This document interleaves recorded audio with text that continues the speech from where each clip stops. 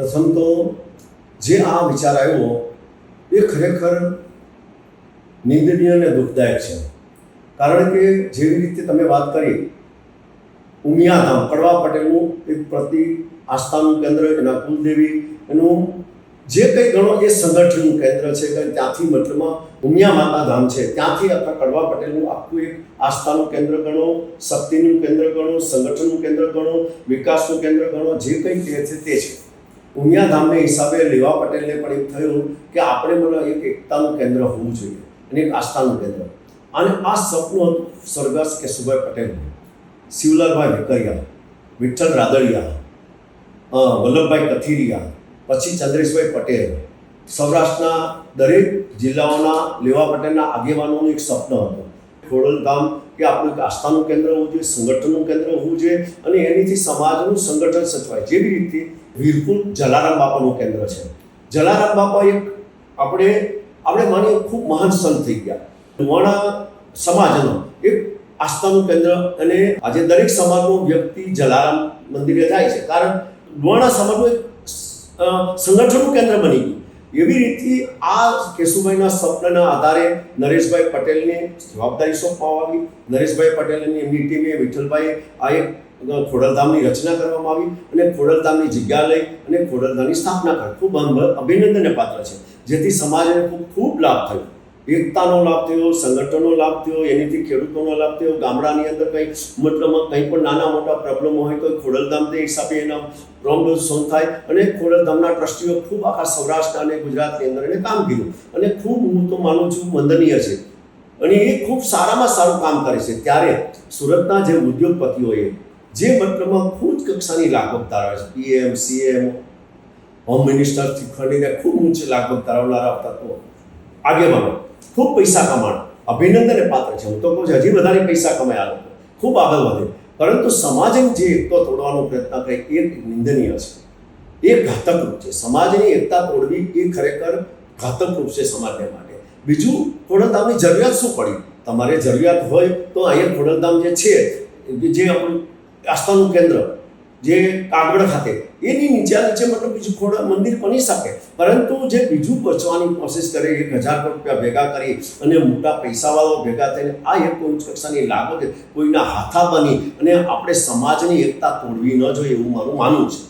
એક સમાજની એકતા એક મોટું ઘરેણું છે, એનો ઉંગડ છે. કારણ કે આપણે જોઈએ છે સમાજની એકતા સ્થાપક કેશુભાઈ ટાઈમમાં એ લાડવો કર્યો. શું થયું એ મારે નથી કેવું, બધા સમાજના લોકો જાણે છે. ત્યારબાદ આપણે જાણીએ છીએ કે આપણી હેલ્થની હોસ્પિટલ માટે કે મેડિકલ ખૂબ મોંઘું મેડિકલ છે અને એના માટે ગરીબ અને મધ્યમ કારીગરોને રિઝનેબલ સહાયથી મેડિકલ સહાય મળી રહે, મેડિકલ સારવાર મળે એના માટે ટ્રસ્ટીઓએ દાન આપ્યું, ઉદ્યોગપતિઓએ સરકાર મફત જમીન આપી.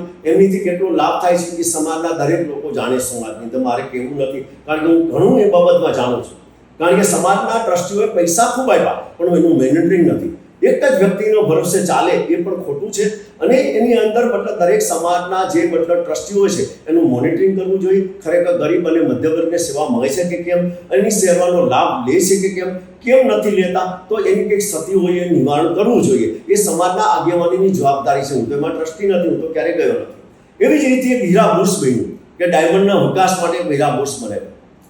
સરકારે મતલબ 13,000ના ભાવથી મતલબ બુકિંગ થયું કે નહોતી. હું વાત સાંભળું ત્યાં સુધી 20,000ના ભાવથી 21,000ના ભાવથી સ્ક્વેર ફૂટ જગ્યા મળી, વેપારીઓને મળી અને એ RCC જ મળી. RCC ખાલી ખોખું જ, ટાઇલ્સ પણ નહીં નાખી દેવે, દરવાજો પણ નહીં, બધું જ તમારી જાતે કરવાનું.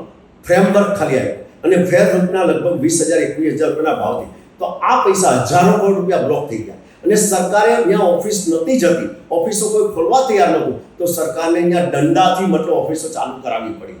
અને એમાં હજી 10-15% ઓફિસો 10% ચાલુ થઈ છે, 10%, બાકી 90% કદાચ હજી ખાલી. અને એ લોકો જવાય નથી, કારણ કે આજે એને કેટલો ખર્ચો કરે ત્યારે ઓફિસ બને અને ત્યાં પાછું એને મતલબ આજના દિવસ ધંધાની પરિસ્થિતિમાં 15 કે 20 કે 22,000ના ભાવથી જેને જગ્યાઓ લીધી છે RCC ફ્રેમવર્ક, એના પૈસા બ્લોક થઈ ગયા. અસંખ્ય ઓફિસો વેચવા છે છતાં કોઈ લેનાર નથી. આ એક ધોળો હાથી પુરવાર થયું. ભલે વેપારીઓ ગમે તે કે, કારણ કે આ ઉચ્ચ કક્ષાના મોટા લાગવગ ધરાવનારાઓએ આ પ્રોજેક્ટ ઊભો કર્યો છે એટલે આ કોઈ મોઢું ખોલવા તૈયાર નથી, પણ મનમાં તો બધે જ્યાં માં મને કોઠીમાંથી કાઢ, કોણ કાઢે? હીરા બુર્સમાંથી આ પરિસ્થિતિ છે. ત્યારે સમાજના જે આગેવાનો છે ખૂબ પૈસા કમાણા અને ફરી હજી વધારે પૈસા કમાય, પરંતુ સમાજની એકતા તોડવું ન જોઈએ. કારણ કે સમાજની એકતા એ સમાજનું ઘરેણું છે, સમાજનો મુગટ છે. સમાજની એકતા એ સમાજની તાકાત છે. ખરેખર આજે જરૂરિયાત છે. સમાજ આજે મતલબ મોંઘવારીથી પીસાયેલો છે, બેકારીથી, બેરોજગારીથી. આજે વીમાના પ્રીમિયમ ડબલ 4 ગણા થઈ ગયા, મેડિકલ મોંઘું થઈ ગયું, શિક્ષણ મોંઘું થઈ ગયું.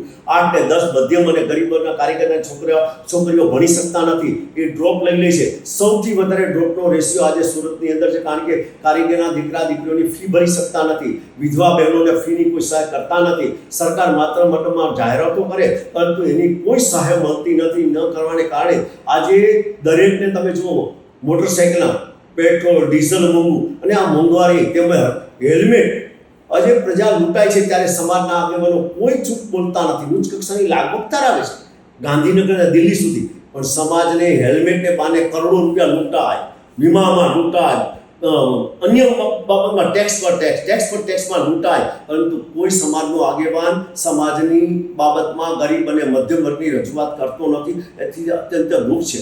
રાજકીય ભલે ગમે તેટલું હોય, કોઈ 100% ભારતીય જનતા પાર્ટીનું શાસન હોય, પરંતુ ભારતીય જનતા પાર્ટીના શાસનમાં ભારતીય જનતા પાર્ટીના નેતાઓએ આવું સપનું નહોતું જોયું. કારણ કે હું એની પેદાશ સંથી માંડીને હું જાણું છું. કારણ કે એના સપના તો ગરીબ અને મધ્યમ વર્ગના વિકાસના હતા. આજે ગરીબ અને મધ્યમ વર્ગ મતલબ પિસાદો ગયો, શિક્ષણ મોંઘું થયું, સૌથી મેડિકલ મોંઘું થયું, પરંતુ સમાજના આગેવાનો ક્યારે આ બાબતમાં, અને હું તો દરેક સમાજના આગેવાનોએ આ પ્રશ્ન ઉચકવો જોઈએ.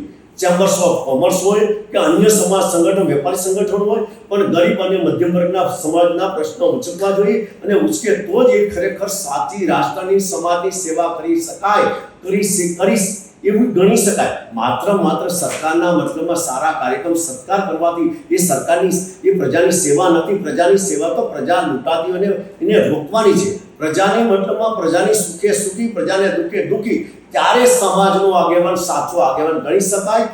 મારી વિનંતી સમાજના આગેવાનને નમ્ર પ્રાર્થના છે કે તમે આ જે નવું ખોડલધામની રચના કરવામાં તમારું સપનું આવ્યું, એ ખરેખર ઘાતક સમાજ માટે અને એ વિખોડવા પાત્ર છે. અને આવું આ તમારે ન કરવું જોઈએ. અને સમાજનું એક આગળ ખોડલધામ છે, એને તમારે એને મહત્વ આપવું જોઈએ અને એને પુરસ્કાર આપી અને એનું મહત્વ વધારવું જોઈએ અને સમાજની એકતા તમારે ટકાવવી જોઈએ. એ મારી નમ્ર વિનંતી છે. કે આપ તો પૈસાવાળા બધા છો, મોટા ઉદ્યોગપતિ છો, હું તો તમારી આગળ કંઈ નથી, પણ એની અંદર જે લોકો સહકાર આપવા મિટિંગમાં જાય છે એમણે પણ આ બાબતમાં અવાજ ઉઠાવવો રહ્યો. અને જે ટ્રસ્ટીઓ છે એ ટ્રસ્ટીઓએ પણ પોતાનું મંથન દિલથી કરવું જોઈએ, છાતી ઉપર હાથ રાખીને, કે ખરી સમાજને માટે હું કેટલો ઉપયોગી છું કે નહીં. પછી મતલબમાં એને એ મિટિંગની અંદર જવું જોઈએ. અને અથવા સમાજ ક્યાંય ગેરમાર્ગે જતો હોય તો એને રોકવો જોઈએ. કારણ કે અગાઉના ટાઈમની અંદર કોઈ રાજા ભૂલ કરે તો ધર્મગુરુ કાન પકડતા, પણ આજે સમાજના આગેવાનો ભૂલ કરે તો સમાજના ટ્રસ્ટીઓએ કાન પકડવું જોઈએ. આભાર. વંદે માતરમ.